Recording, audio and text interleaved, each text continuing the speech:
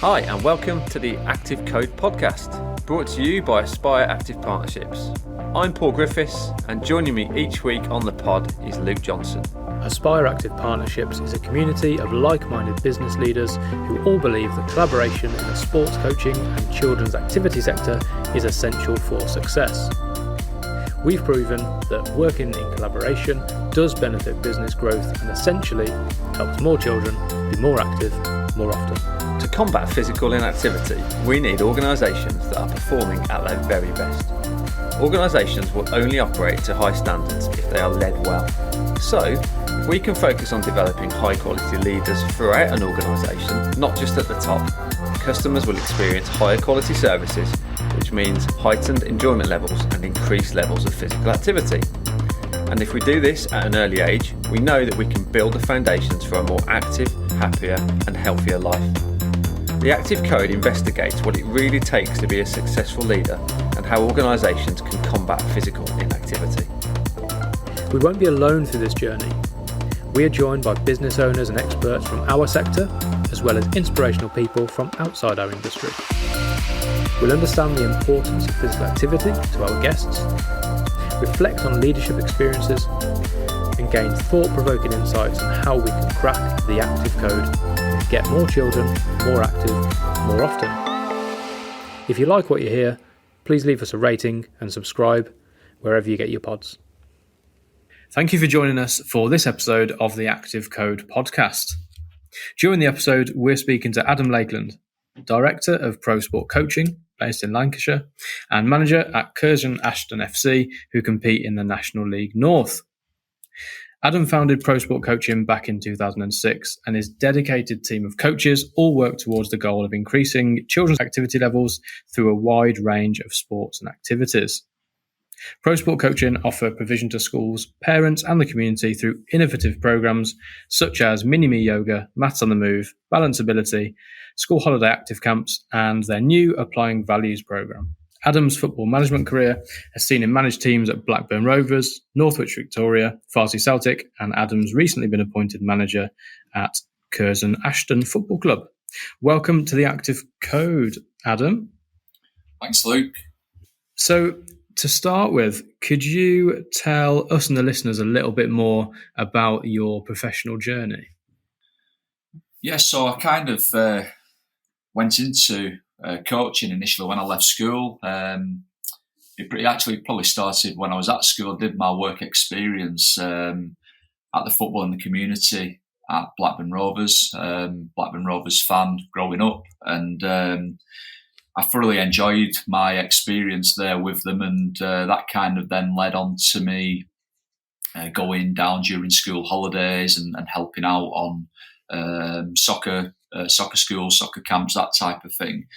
And I was then kind of asked if I wanted to do a YTS there when I left school, and it was just something that I jumped at really. So I went and did a 2-year YTS in the community office, thoroughly enjoyed that, started doing a couple of my coaching badges, mostly football ones at that time, and really enjoyed, kind of getting my teeth into coaching, working with some, other senior coaches, going into schools coming into the centre, birthday parties, ground tours, that type of thing, just anything really that we were kind of required to do. That kind of then led me into a full-time job there, where I became the football development officer for the Ribble Valley, working in areas such as Clitheroe and a lot of the rural kind of villages around the Clitheroe area. And I kind of built up a bit of a network really with other coaches, with schools, with teachers, and I kind of got to the point where I felt I could perhaps do things slightly differently and kind of take things a little bit further if I branched out on my own. And in 2006, I made the decision to set up Pro Sport Coaching, which I'm, really proud to say is still going today. And we've got quite a large team of coaches who go out and work in schools across Lancashire, and kind of that's seen me take a step away from the day-to-day coaching, which I very, very rarely have to do these days. But it's kind of opened my eyes to more the business development and the management side of things in probably the last 5-6 years or so. A couple of years ago, a good friend of mine, Damien Sweeney, who I actually met in my time working at Blackburn Rovers when I was delivering to one of the girls' Centre of Excellence teams alongside Damien. He set up Sweeney's Multisports, and as I say, a couple of years ago, he merged Sweeney's Multisports into Pro Sport Coaching, and we've kind of really kicked on from there. I think it's helpful having other really trusted and experienced members working alongside you, and that's helped kind of our business continue to grow despite coming through a pandemic. Probably the other arm to my journey, shall we say, and you alluded to it a little bit in the very kind introduction, Luke, was obviously now I'm managing at Curzon Ashton Football Club, where I've been for 6 days. Prior to that, I managed Farsley Celtic Football Club based in Yorkshire. I enjoyed 4.5 years there. Really enjoyed my time there. Had quite a lot of success winning the title in my second season to get promoted into the Conference North. And ahead of me going to Farsley, as you mentioned, I managed at Northwich Victoria, worked in the academy down at Blackburn Rovers, and was first team coach at Curzon Ashton for a couple of seasons prior to that. So I feel very privileged to be able to do two jobs that I love, and between the pair of them, I managed to get that balance of managing a really good, committed and dedicated team of staff here at Pro Sport Coaching, and I get my competitive fix, shall we say, and my coaching fix each week through my management responsibilities now at Curzon Ashton. So that's kind of my journey so far. Yeah, congratulations, Adam, on the 15 years. It's a great effort to set up a business initially in the first place, and obviously get through those first 2 or 3 years is the biggest challenge. But 15 years is a tremendous achievement. So congratulations on that. Where does that passion come from, or where did that passion come from to set Pro Sport Coaching up? I'd always been active, really. I was brought up in a small village, loads of space, loads of fields, big park, football pitches, rugby pitches, tennis courts, and just as kids, really, just always played, always out playing, whether it's sunny, raining, didn't care whether it was during the day, at night. We were just always out playing sport mostly, and kind of, as I mentioned earlier, when I got the opportunity to go and do my work experience in the football in the community at Blackburn, it was something that I was really kind of looking forward to doing, and I kind of felt that I had a skill set where I was good with people, quite a strong communicator, and just really enjoyed coaching, and that kind of I ultimately led to me probably wanting a career based in and around like the physical activity sector, and I thoroughly enjoy every aspect of my job, and hope I can make an impact on the staff that we have here, who can then have an impact on the children that they work with in the schools. And just outside of your two roles, Adam, how do you currently keep active yourself? Well, as I say, we live in a small village in a rural area, so we get out frequently with our daughters on walks. I run, doing a 10k at the start of December, so I'm currently in training for that. So I get out and run as much as I possibly can. I enjoy playing golf, which I've in the last few months I've kind of really got back into, having only played a handful of times per year for a number of years, just due to time constraints. Probably trying to find a little bit more time for myself to get out there and be active and do something that I enjoy. And also, just generally coaching and being, in the physical activity sector, no 2 days are the same, and you're constantly in and out of meeting different people, and you're in and out watching coaches, you're in and out coaching in the evenings and things like that. So I think just generally, I like to, try and be as active as I possibly can. I think it's really important, kind of for us to, practice what we preach, really. And what benefits do you get from being active, Adam? For me, Paul, I think it's just great for my mind. Sometimes you can be so full on and have really, hectic schedules and, become a little bit stressed and a little bit run down at times. And I always feel that, just being able to get out, whether it be on the golf course for an hour or whether it be, a quick 20, 30-minute run, I just feel better. I think mentally you feel a bit refreshed from getting your heart rate up a little bit and from getting that fresh air and just being active. And also I think it makes you feel better about yourself being active, gives you that little bit, better confidence and self-esteem. And, I think if you're mentally better, then that's a really important thing for me.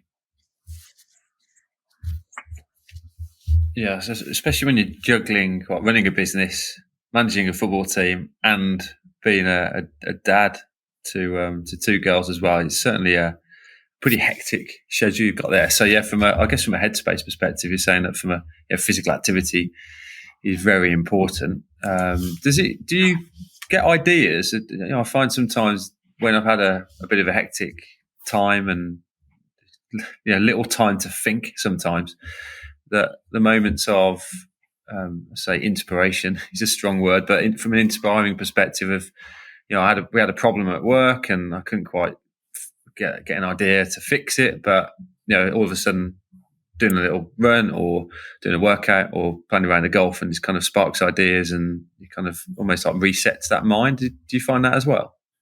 Absolutely, yeah. No, I 100% agree with that. I think because life is so chaotic for many of us, you don't always get that time, kind of alone to kind of think. And I mean, technology is it's really great, isn't it? Your emails and the internet, your phone, and your watches and things like that. But sometimes it can get in the way, and that's probably one of the things that I really enjoy about be it going out for a run or getting on the golf course is you can just turn all of that off and put it to one side and just get in your own headspace, if you will. And I think probably then as a result of that and not having a million and one other things kind of going on and distractions, you can, kind of, think of ways to solve some issues that you might be experiencing, or, come up with, new ideas or new ways of doing things that you may not have been able to kind of come up with those ideas if you had all of the distractions. So I think certainly being able to get out and clear your mind and have that time to think away from the day-to-day distractions is a really important thing. So I massively agree with that. Yeah, I think it's just scheduling that time. I know we spoke about this before on previous episodes, but really finding that time and scheduling it into your diary as one of the most important things to do in your day, because if you do it in the morning, it sets you up perfectly. If you do it at the end of the day, back end of the day, it kind of gets you in a positive mindset. Any stresses you've had, it kind of gets you in the right space. So I've had a big tip there to try and make sure it's scheduled into your day. Adam, being a leader of a team working with children and young people at Pro Sport Coaching, you've probably come across a lot of pupils in school that aren't engaged in sport. So how do you and your team go about promoting physical activity and encouraging those type of pupils to be physically active? So it's a good question, Luke, and it's I think the schools obviously have a very important role to play in that.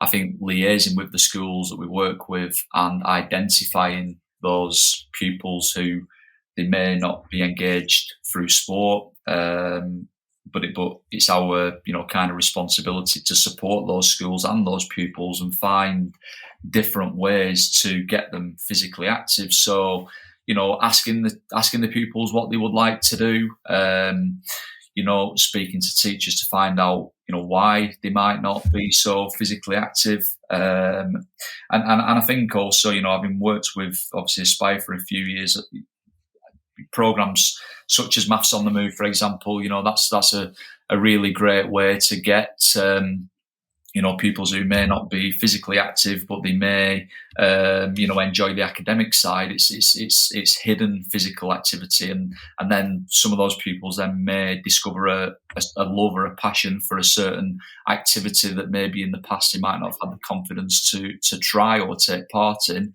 and hopefully that would then lead to them living healthier, active lives, or going into clubs outside of school to increase their physical activity levels. So it's just trying to think a little bit outside the box, really. We've recently developed a program called Applying Values, which goes and teaches upper key stage 2 about core values such as resilience and trust and leadership, and as well as like classroom-based activities.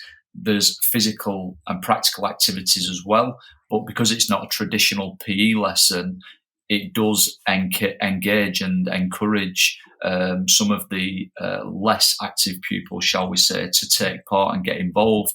And that again is just another way of kind of thinking outside the box to get as many pupils as active as possible. And as often as possible as well. Yeah, it's just reminded me, Adam. Actually, we it's a really good point from Maths on the Move you mentioned there. So I remember being in the school probably 3 years ago now in Staffordshire, and the school were having Maths on the Move delivered as a trial, and I was in the room with the head teacher, and she walked in and she watched for 15-20 minutes, asked a few questions. Answered them, and then she turned around and said, "Do you know what? There's two people or two children in this lesson that always forget their PE kit, or they never take part in after school clubs." So, but actually, I can see how this is also impacting on those children and getting them active, because they're turned off with PE and they're turned off with sport. And I think all too often, and that's something that I missed. I'll be honest. I can't hold my hands up on that and thought, well, pretty obvious that if it's a physically active learning lesson that we're engaging children in activity, and all children will be quite happy to engage in the lesson as they would in PE or in sport. But with these two children in particular were overweight, and she was concerned. I think they were like year 4. They're concerned that the school were doing as much as they could, but everything they were offering them was very, very much driven by sport as a club, lunch or after school, or through PE. And she said not once have we actually thought that these children academically enjoy their maths lessons and their English and other subjects, but use the subject, the core subject in particular, as the vehicle to engage them in activity instead of the other way around. So it's quite interesting from an innovation perspective. Innovation is very important for whether it's whatever organisation you're in, but in our sector in particular, I think we don't see the wood through the trees at times, and you quite often get into that mindset of, well, this is how we think this program can impact. Whereas, in fact, we need to also think from the child's perspective and from the school's point of view. And quite often we miss some of the basic stuff. So some of the points you raised there are kind of just reminded me of a few experiences in the past where schools have actually turned around and said, look, let's not just focus on getting children more active by shoving sport or shoving PE down their throats and trying to force them to do it. Let's actually maybe flip it around. If they have an interest, and if that interest is an academic subject such as maths, then utilise maths as a vehicle to get children active, as opposed to using activity to try and drive maths standards up. So it's thank you for reminding me of that. Adam, I imagine you've worked with many leaders in your time in football. Is there someone that stands out as an inspirational one to you? I was thinking about this, and I've worked with quite a few different people, some good, some bad. But when I kind of really whittled it down, probably the most inspirational leader that I know, I would probably say he's got to be my dad. As corny as that sounds, just because my dad, he runs his own business. He has done for longer than I've been alive, and he's got unbelievable work ethic. Really honest, really good with people. He has strong morals. He's respectful, committed, resilient, and probably when I characterise myself, I probably do see a lot of things that I've probably subconsciously seen or heard or been aware of from what he has done throughout his life and in running a successful business, and probably replicated many of those things through my own life and the work I do now at Pro Sport Coaching and in my management as well. So I would probably have to go with my dad on that one. I think that just emphasises the importance of role models for children, such as parents or teachers or coaches, and how they can influence kind of where they go, whether it be professional, like you said, or to be more involved in physical activity when they're older as well. Adam, on that point, was it did your dad ever encourage you to start your own business, or was it a case of almost I'm learning from his behaviour and as a role model, like Luke just said, or was it just a case of I want to kind of emulate what he's done and get into the kind of entrepreneurial world as well? No, it's 15 years ago, so I can't 100% remember. I'm certain that there was encouragement there once I put the initial idea forward to them, but the kind of idea of setting it up and going in that direction was my own, and of course you need the support and the encouragement from the people that are the closest to you, and it's not all plain sailing, Paul, as you well know. Setting up a business and running a business and evolving as a business, there's always bumps in the road, and that's where you need that support from people closest to you to kind of keep on giving you that encouragement. That if you keep working hard, you will get your rewards and your recognition for the work that you do. So there was certainly encouragement there, but never really kind of a pressure to kind of become an entrepreneur and set up my own company. But I certainly do believe that a lot of the things that I kind of saw and witnessed and experienced growing up, and kind of seeing how he kind of dealt with certain situations or ran things or always wanted to be perceived as a reputable and professional and trusted and respected business. I'd certainly like to think that that's what we now are at Pro Sport as well. Adam, you've reflected on your dad's characteristics as a leader and an inspirational role model to you. If we asked one of your colleagues about your leadership style, what would they say? Well, I would like to think that they would say that I'm honest. I'm a good person. I'm approachable. I'm helpful, but at the same time, I am demanding, and I do expect things, to be done professionally and to be done right. Quite direct, and kind of say don't really mince my words if that makes sense. But I think it's just so important, first and foremost, that you're a good person. You have to be a good person. You have to be empathetic. You need to be approachable. You need to be reliable.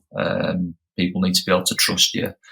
And I'd like to think that if one of them was asked, that's what the type of things that they would say I am. You touched on earlier that you'd kind of joined forces with Damien, and he's your business partner now at Pro Sport Coaching. What benefits have you seen since Damien has joined you as a business partner? Now there's two of you. Have you seen any benefits come from that? Absolutely, yeah. Too many to probably mention in truth. I think it's as you grow as an organisation, it can sometimes be difficult to create those roles for people to become part of like a senior leadership team.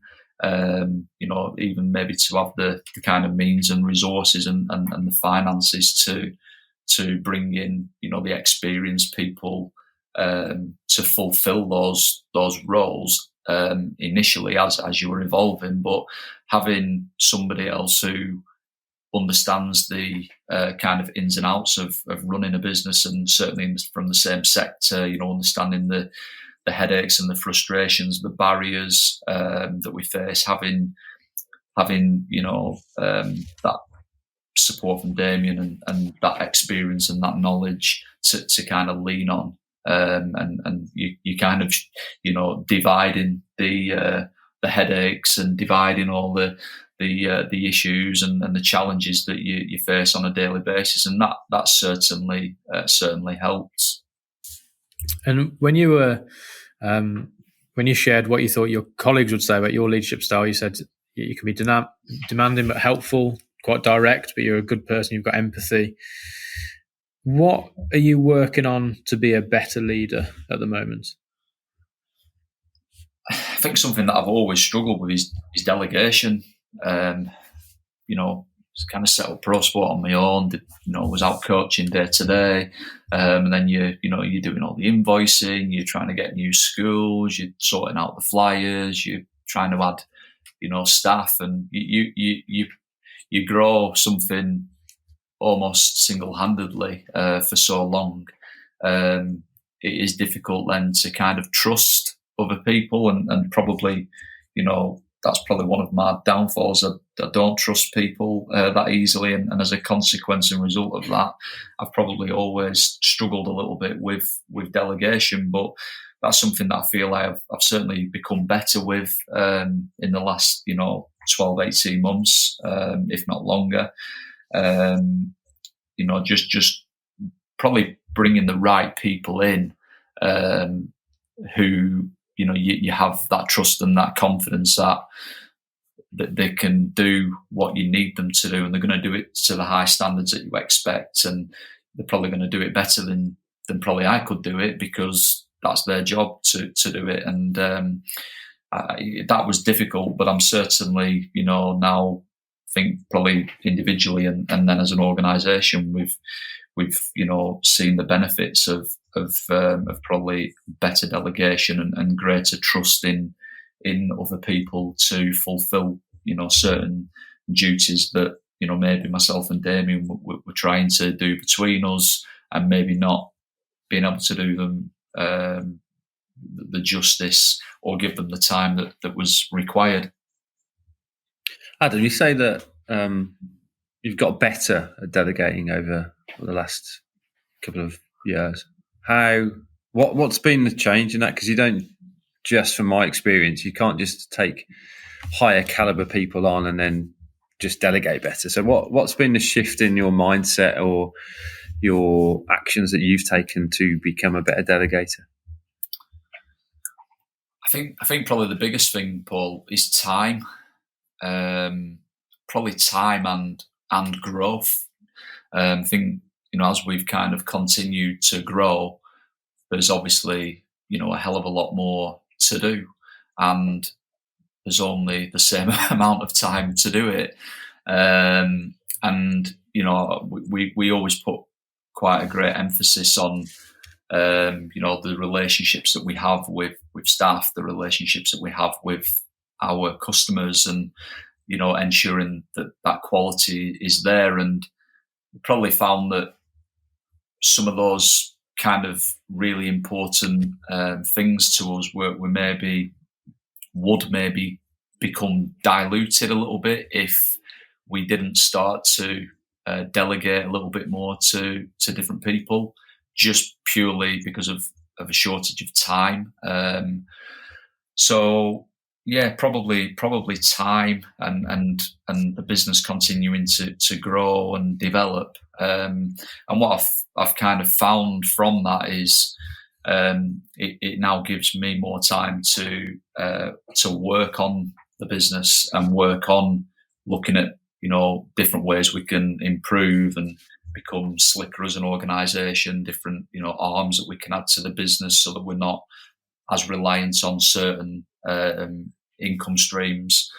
So I think although it's difficult and something I've always struggled to kind of deal with, I certainly feel that through becoming better at delegation in the last couple of years, it has helped our business grow.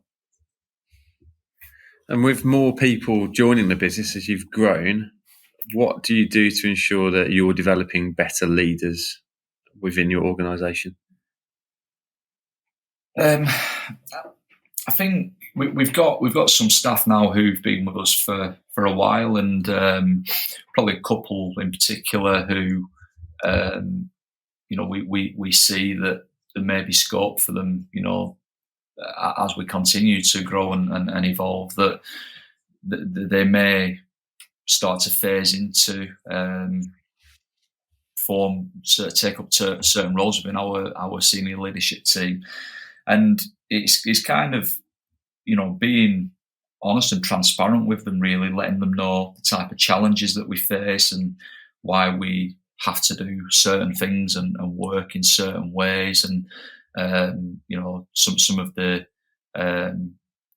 hurdles you've sometimes got to jump through, and, some of the barriers that we sometimes face. And I think through kind of being honest and opening up to people, they start to understand then the difficulties and the challenges that there are when you're running any business, but certainly in our sector, which is it's become incredibly competitive and very diluted in the last few years.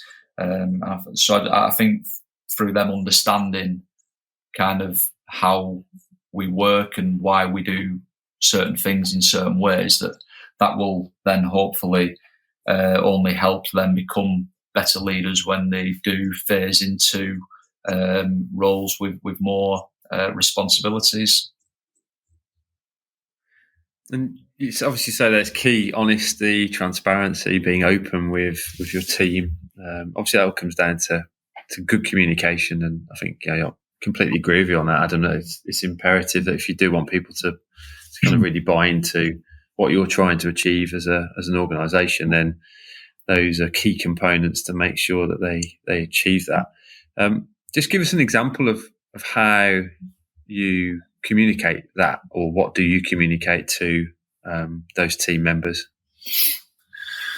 So we, in our training week at the start of September, for example, we shared with the team a couple of schools who had got in touch with us about starting to do some delivery with their school this academic year, and those schools have come about off the back of teachers leaving a school where we worked to a new school in a different area where we've never set foot in.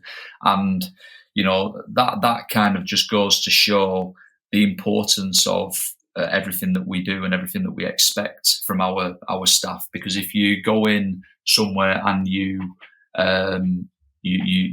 do the right things, you go above and beyond, your delivery's great, your planning's great, you go out of your way to help people, you try and embed yourself within the school staff, you become a positive role model for their pupils.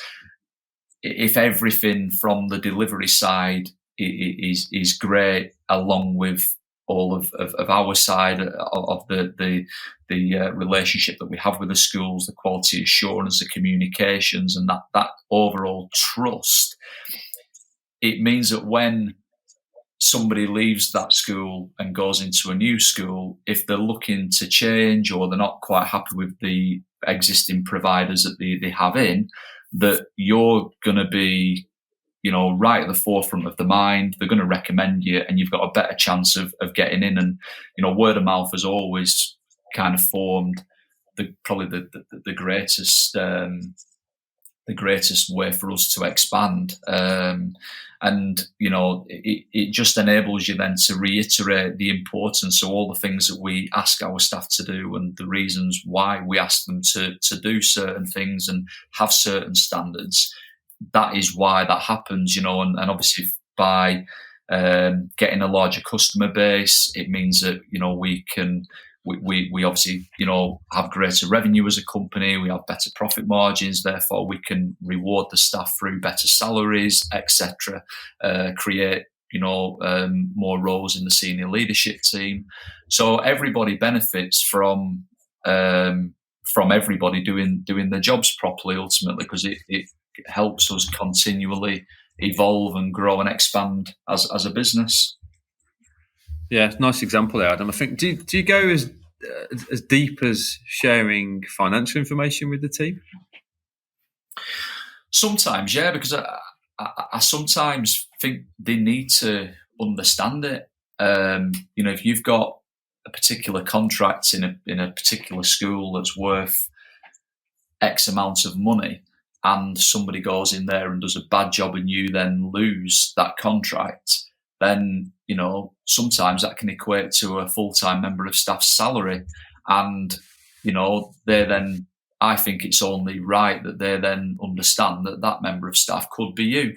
So it's in everybody's interests to have those standards that we expect, and to take pride first and foremost in their own delivery, and wanting to be the best role model and the best coach that they can be. And we as an organisation, we reward staff for doing the job well over a long period of time. That quality and those standards are rewarded, and the staff are aware of that. I think it's only important. It's just as important for the individuals to grow as well as the organisation, because that's how, in my experience and opinion, that's how you get staff that truly believe in your principles and beliefs as an organisation. Yeah, kind of all filters back through, doesn't it? It's that big vision of making sure that everyone's on the same page, and the culture's got to be right there. And I'm guessing, Adam, as well, you've picked up tips or whatever it might be from a leadership perspective on the football field that have transitioned across into the business world. Yeah, definitely. I think it's. I mentioned it earlier on this morning on the other call, which was very interesting. But I think somebody else alluded to recruiting people first, as opposed to looking at qualifications. And certainly on the football side, before we would sign a player, I want to know and understand the person first. because I think that's really important. You don't want to get one bad apple, shall we say, because then that can disrupt the whole cart or team. And I think it's so important that you understand people, you recruit good people, and that then creates a good environment, one where people enjoy being a part of, one where people are going to come and work hard for one another and ultimately come in and enjoy the work or the football. And I believe that if people, enjoy what they're doing, they're going to work harder at what they do, and that can only ultimately, in the long run, benefit everybody. So yeah, it's. I think certainly recruiting the right people first is absolutely key for me in both pro sport and on the management side. Adam, do you ever look at other sectors away from sport, education, sports coaching, and see leaders from other sectors and anything that you think we could transfer into ours to improve and to raise standards? I was thinking long and hard about this particular question, and for me, I don't think the importance of physical activity is highlighted anywhere near enough. If physical activity was an iPhone, then every time there's a new iPhone out, every man and his dog would be knowing about it because it would be everywhere and everybody would want one, and they plod along with it until they got the next one, and then they do the same again. And for me, I just don't think that there's anywhere near enough marketing or promotion of just how important physical activity is, and that's something for me that needs to be addressed. I think there needs to be a greater level of education for parents, perhaps.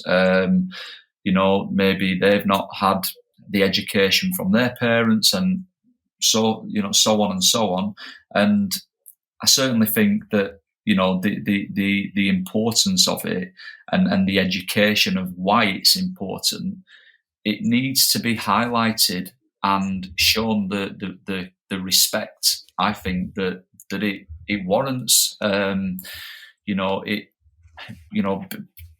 Educating children to be physically active and them understanding why they need to be physically active, not just for here and now, but for 10, 20, 30, 40, 50 years down the line.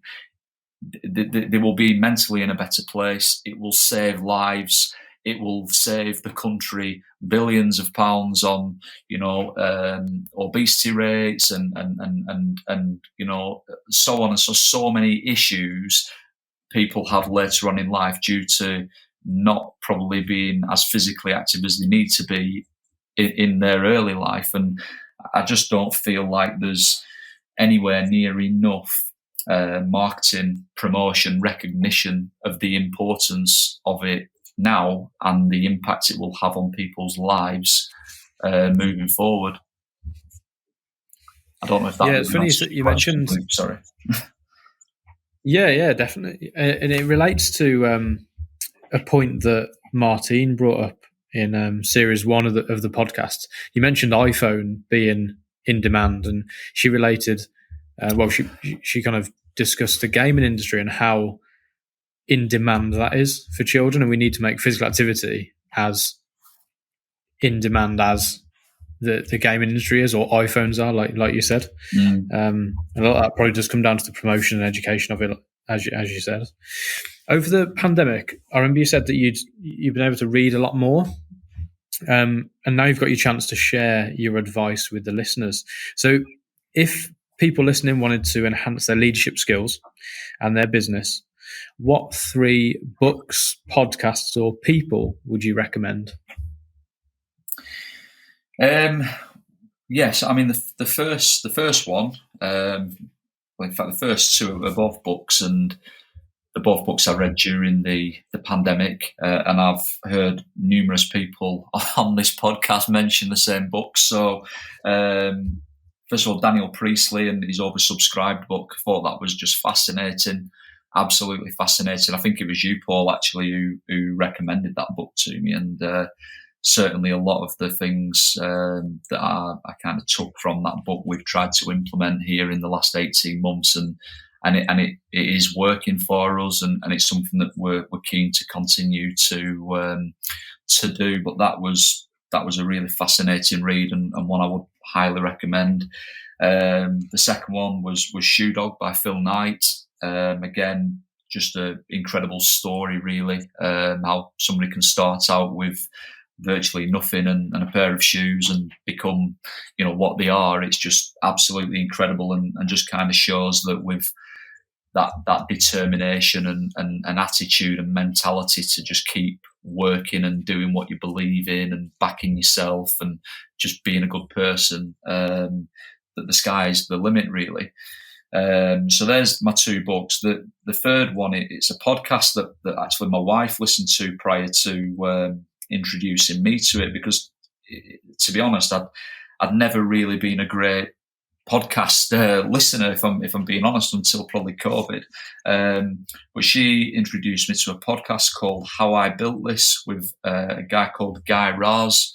And if nobody's heard of that or listened to that, I would certainly recommend it. It's number of stories behind some of the world's best known companies and their journey, the struggles, the challenges, and it's some of the episodes on there are just absolutely fascinating, and I would strongly recommend that to anybody that's not had a chance to listen to it.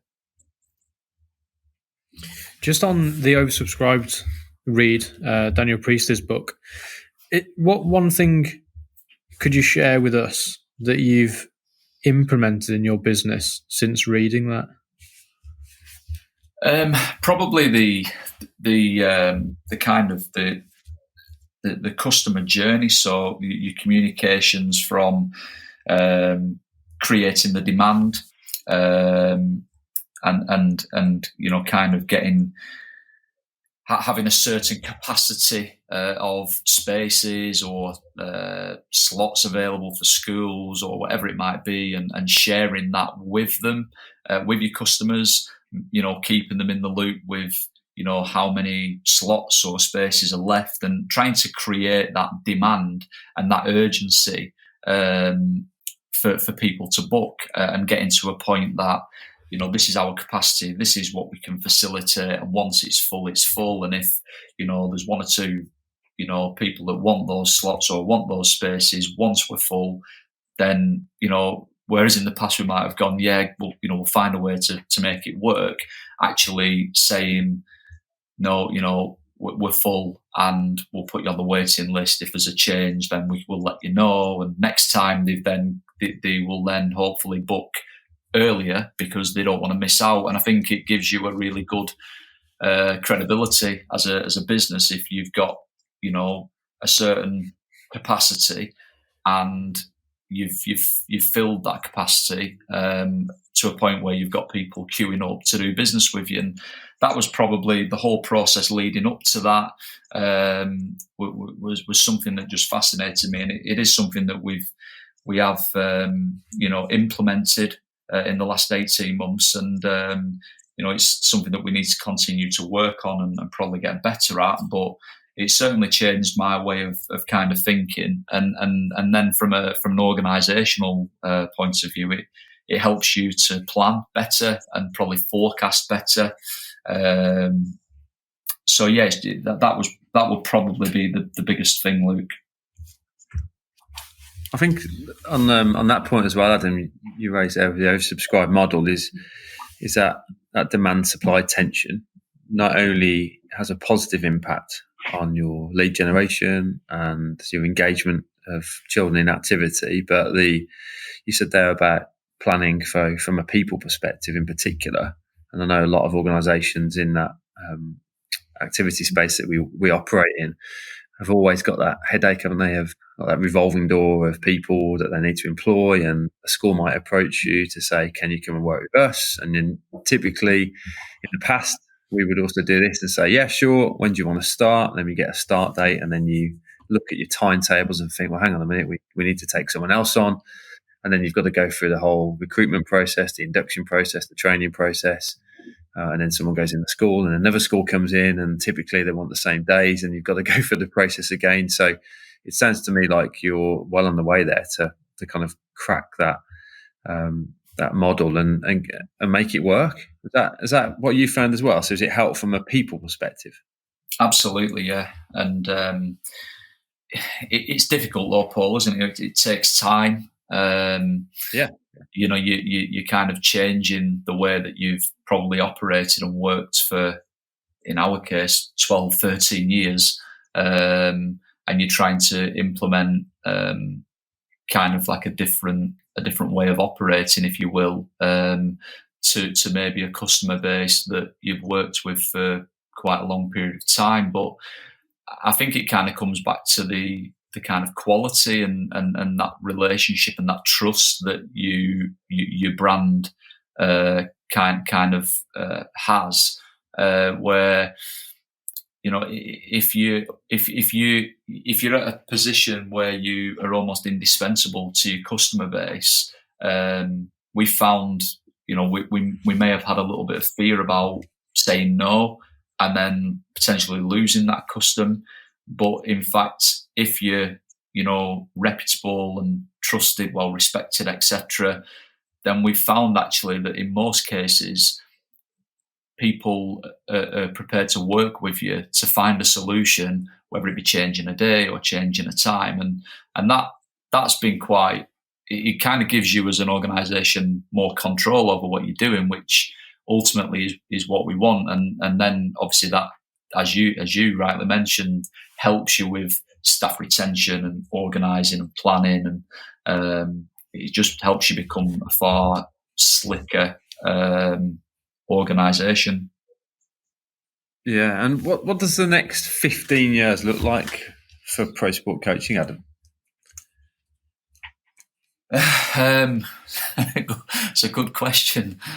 I mean, we're always striving to improve. You know, we're by no means the finished article, and you know, whether I don't know if there's ever any such thing as that. I think you should always be looking to improve and get better and get bigger and you know, just generally keep, you know, striving forwards. I've always been a big believer that when you kind of stand still and kind of, you know, get set in your ways and stop trying to, you know, innovate, then you probably actually start slipping backwards.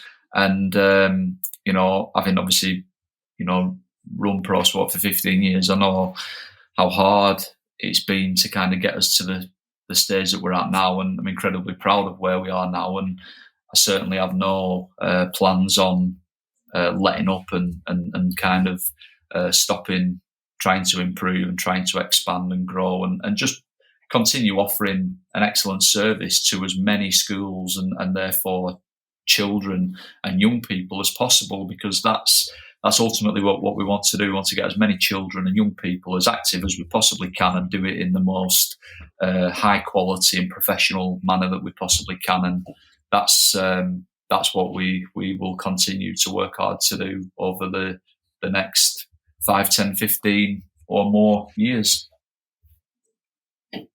Absolutely. And the final $1 million question, Adam, is what one thing do organisations in our sector need to do to crack the active code and get more children more active more often? The answer to that, I just put keep going. Yeah.